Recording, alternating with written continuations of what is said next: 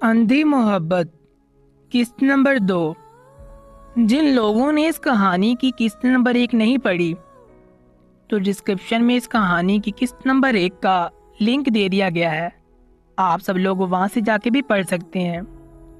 اگر آپ لوگ ایسی مزید کہانیاں دیکھنا اور سننا چاہتے ہیں تو آپ لوگوں سے گزارش ہے کہ ہمارے چینل کو لائک، سبسکرائب اینڈ شیئر کر دیں تاکہ ہماری ہر آنے والی نئی ویڈیو کا نوٹیفیکیشن سب سے پہلے آپ تک پہنچ پائے۔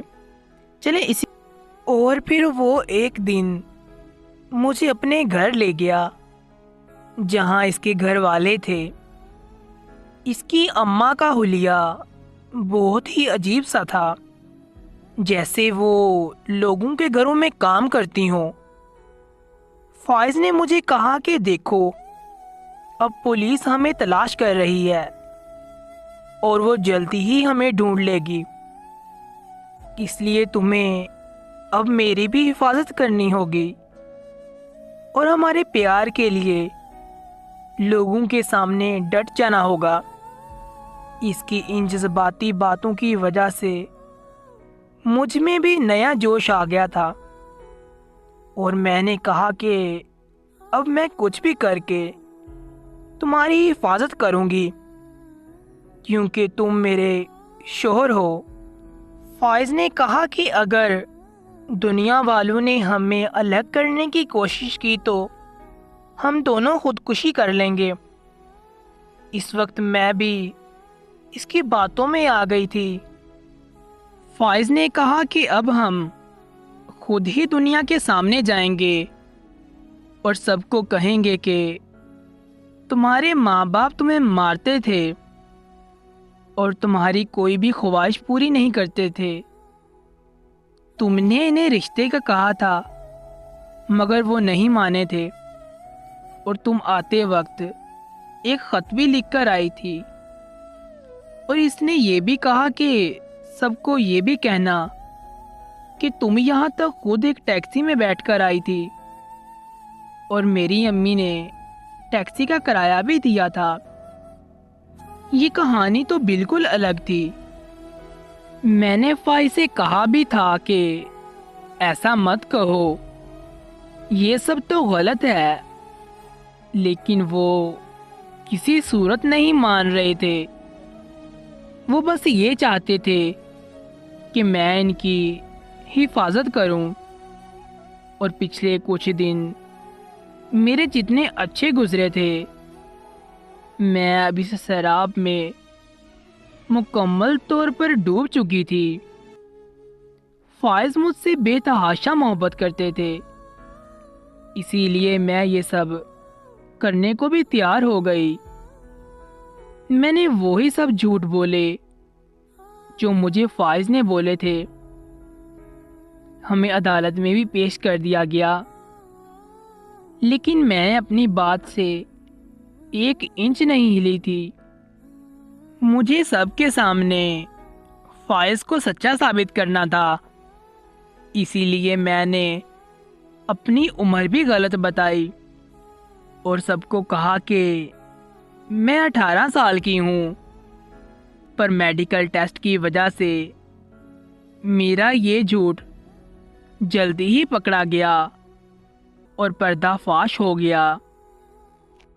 بابا کسی بھی صورت کیس ہارنے کو تیار نہیں تھے، لیکن مجھے کچھ تو کرنا ہی تھا۔ میں بھی مزید جھوٹ بولتی رہی، لوگ میرے ماں باپ کے کردار پر کیچڑ اچھالتے رہے، پر مجھے کوئی فرق نہیں پڑ رہا تھا۔ میں بس فائز کے پیار میں اندھی ہو گئی تھی۔ اس سب کے باوجود بھی فیصلہ میرے ابا کے حق میں آیا تھا اور مجھے ان کے حوالے کر دیا گیا۔ میں جب گھر گئی تو سب بہت خوش تھے، میری بہنیں بھی خوش تھیں، لیکن مجھے فائز یاد آ رہا تھا۔ میں مسلسل اسے یاد کر رہی تھی اور مجھے اپنے والدین کو دیکھ کر بہت غصہ آ رہا تھا۔ اور پھر میں نے ابا کا موبائل پکڑا اور کمرے میں چلی گئی۔ اور میں نے سوچا کہ میں فائز سے رابطہ کروں کہ مجھے یہاں سے لے جائے۔ اور پھر جب میں نے ابا کا موبائل کھولا تو غلطی سے میں واٹس ایپ میں چلی گئی، تو میں حیران رہ گئی کیونکہ وہاں سے ابا کے نمبر پر کئی میسیج تھے۔ جب کھولا تو پتہ لگا کہ یہاں تو کافی لمبی بات تھی اور کچھ ویڈیوز بھی بھیجی گئیں۔ جب میں نے وہ ویڈیوز دیکھی تو شرم سے لال ہو گئی، کیونکہ وہ تو میری سوئی ہوئی کی تصویریں تھیں اور ایسے مناظر تھے جو میں بیان بھی نہیں کر سکتی۔ اس کے بعد فائز کے کچھ میسیج تھے جو وہ بابا کو کہہ رہا تھا کہ وہ اس کیس کا پیچھا چھوڑ دیں ورنہ وہ یہ سب لیک کر دے گا اور مجھے بدنام کر دے گا۔ لیکن بابا اس سے نہیں ڈرے اور اس کے مقصد میں کامیاب نہیں ہونے دیا۔ تب مجھے پتہ لگا کہ فائز ایک گینگ کا بندہ تھا جو کہ لڑکیوں کو ایسے ہی سوشل میڈیا پر بہلاتے تھے اور انہیں شادی کا جھانسا دے کر ساتھ لے آتے تھے اور جھوٹا نکاح کر لیتے۔ لڑکیوں کے ماں باپ شرم کی وجہ سے نہیں بولتے تھے اور پھر یہ لوگ ان لڑکیوں کو آگے بیچ دیتے۔ لیکن میرے ماں باپ نے بہت شور مچایا تھا اور مجھ سے دور ہونے کو کسی صورت بھی تیار نہیں تھے۔ ابا نے یہ ویڈیوز دیکھنے کے بعد بھی یہی کہا تھا کہ جو بھی کر لو میں بچی حاصل کر کے رہوں گا۔ مجھے بہت رونا آیا کہ میں نے کس قدر غلط کیا اور اپنے ماں باپ کے بارے میں کیا کیا بولتی رہی۔ میں نے اب سوچ لیا تھا کہ اپنے کیے کا سارا بوجھ میں خود اٹھاؤں گی۔ اب کورٹ میں ایک اور پیشی تھی جو کہ فائز نے چیلنج کیا تھا۔